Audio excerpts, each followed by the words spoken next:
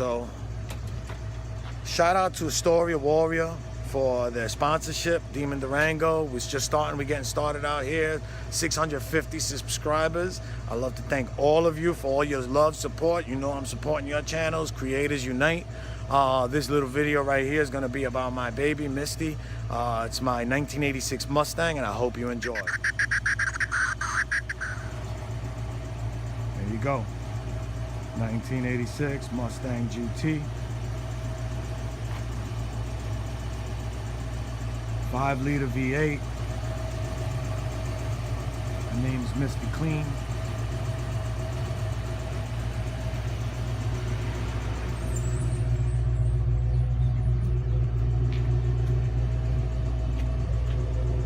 Yeah, that's right. The place says 86 because the car's an 86.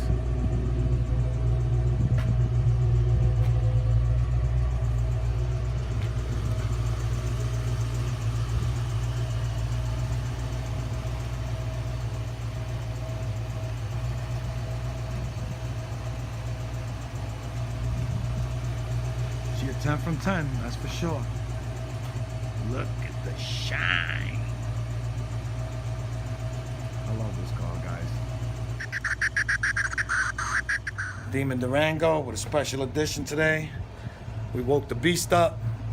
She was hibernating for 3 months, and here she is, my baby, Misty. You heard my girls talk about her in other videos. But this is the car, man. This is my Ferrari, Lamborghini, Pagani, Agera, Bugatti. Those other cars are great, and I love them and everything. And they're beautiful to look at and they're exotic, but this is my baby. If you gave me one of those cars, I would sell them and put the money into this car. It's just what I'm about, what I like doing. One of my things that I enjoy. So I just woke her up. I'll show you some of the equipment I used to get her up and at 'em. She's got a new exhaust on her. I'm not really happy with these Flowmasters. I went with the 50 series and they're quiet. In some of my other videos you'll see I had the chrome pipes on it, the trumpets. I took those off. I haven't put sleeves back on it yet because I think I'm going to change the mufflers again. I think I'm going back to a 10 series. Yeah, 86. That's the year of the car. It's also the last year the Mets won it. She's got LX taillights from 90. She's got a saline wing from 86, original. You can see the fitment on here. It's originally a Regatta blue car. This car is Regatta blue. It's been repainted. The same Regatta blue, but with a little bit of flake in it. And the paint job is pretty old. This is an actual Cervini hood from back in the day for the 86. If you look, it has this specific cut. And what really makes this car special and different than the 85, 84, to show you real quick, I got real Marshall fog lights that work. These are real ROH 17-inch rims. ROH was an Australian company that made rims for the Falcon out in Australia, which is basically the sister car to the Mustang. I have the SVO sail panels on here. This was from the original turbo 4-cylinder Mustang. Everybody thinks turbo 4-cylinder Mustangs are new, but in 85, 86, they dropped an SVO vehicle. It didn't do well because the 85 was carbureted and the fuel and turbo didn't mix well, and the cars had all kinds of issues. When they went to 86, they went to fuel injection. Car ran really great, really fast cars, but it was too little too late. Everybody started going over to the Camaros and the naturally aspirated cars. Nobody was ready for a 4-cylinder turbo car. Cosworth was building stuff ahead of its time back then. You had the Mercure XR4 Ti, which is based off of this car. That's an English version of the Mustang. Yeah, man, I gotta get my stickers. I got all my stickers in. My inspection I gotta go do. I'm gonna do a video on doing an inspection on a 30-year-old car. It's only $10 and there is no emissions. So that's the benefit of these kind of cars. I do have the updated. I'm good till 619, so before anybody starts screaming about that. But this is it, man. This is an awesome beginner muscle car. If you're somebody who doesn't know much about cars and you're looking to get into the car world, muscle car world, so on and so forth, then this is the kind of car you want to use. Jay, this is the kind of car you want to use.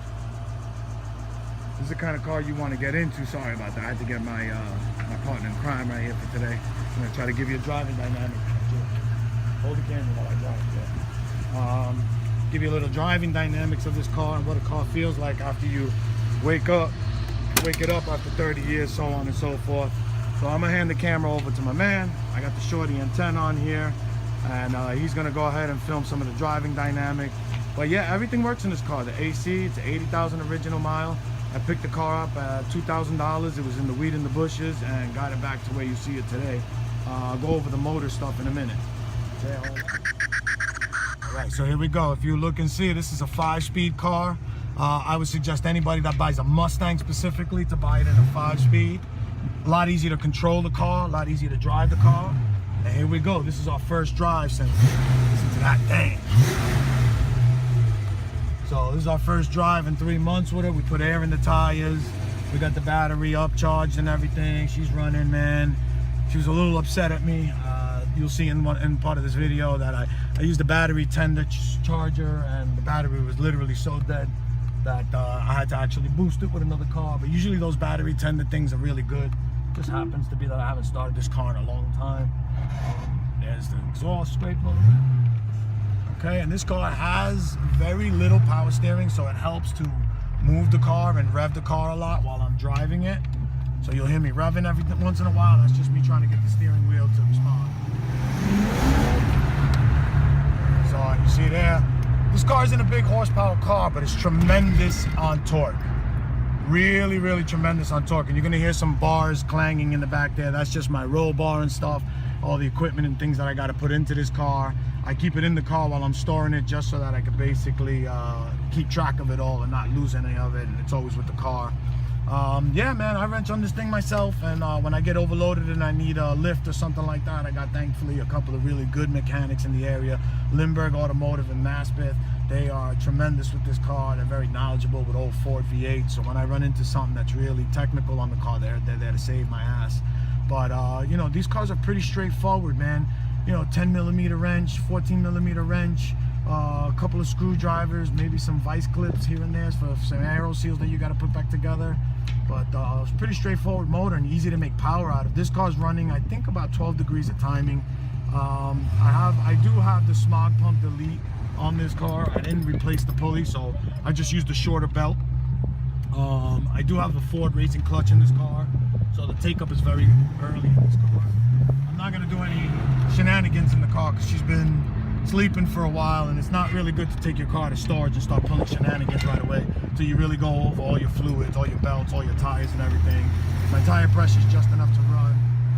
This car right here is set up for 8th mile, which is just really quick, fast acceleration. 1st through 4th gear. I could probably run about with just about any street car. Yeah, even some Hellcats, because a lot of them have trouble getting traction on the street, where while they're spinning and hopping, wheel hopping, I'm out. I've got traction bars in this car. I'm running 373 gears. I've got 245 contact patch in the rear, Nitto 555s. When I smoke them up a little bit, they get real sticky on the street. The clutch takes up. I don't have any camshaft work. I do have a GT40 intake on the car. I do have a BBK cold air intake on the car, so the car's breathing better. I got maybe 15, 20 horsepower over a stock 5-liter 86 motor. I didn't want to really jam up the motor too much because it's all original. We're not going to go too far with it because school buses are out now and all this other stuff, and that just creates a whole nother level of driving traffic in New York. But we're back here at the spot, and we're about to put her away, and I'm just trying to get her up here.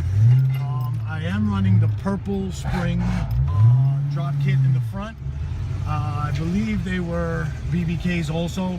It's been so long since I put them in, but I am running KYB in the back. I'm running KYB shocks all around just because they're affordable, great street shock. You know, I don't take this car to the track. I cruise this car. It could go to the track. It does have some setups. I'll take that back from you, Jay. Good looking. Here's a look at the interior. You know, she sits at idle, right? She's got the 140 mile an hour speedometer, so you know it's an original GT. Oil pressure is normal. Gas is normal. I mean, this car is sitting on 80,597 original miles. I've owned it, God, many years now. I've been through a lot with this car. It's an awesome car. Just can't say enough. You can see the original door panels. And when I talk about door panels being cheesy, this is what you used to get back in the day. A lot of people are going to wonder what this is. This is for your window.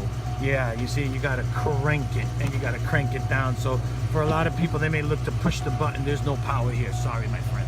That's your power mirror adjustment right here. This to adjust your mirror. So that's your power mirror adjustment. Yeah, man. We got a strut tower brace in there.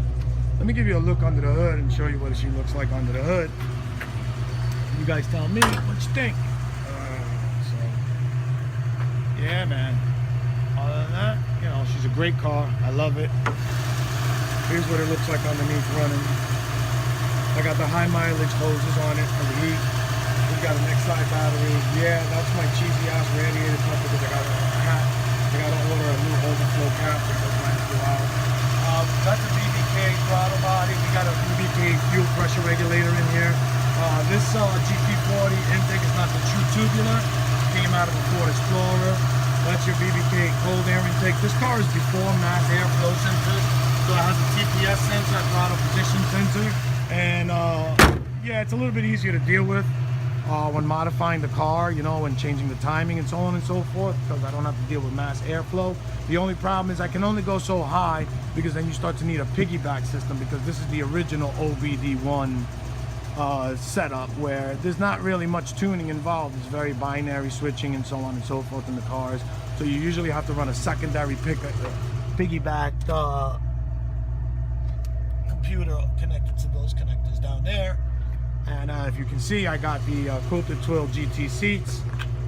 The headrest tilt forward. Yes, these are originals. The back seat is down now. I got a spare rim. I got the box back there. Car's a mess, man. I'm sorry for having to show it to you like this, but you know, we're just waking her up, and I'll show it to you throughout the year. This is the car I'm going to be trailering to some of the shows, so once I get it to that point trailer, she's going to be cleaned up, music's going to be thumping again, and the car's going to be riding again, right? So you know, you can see again, there's my BBK front drop, right?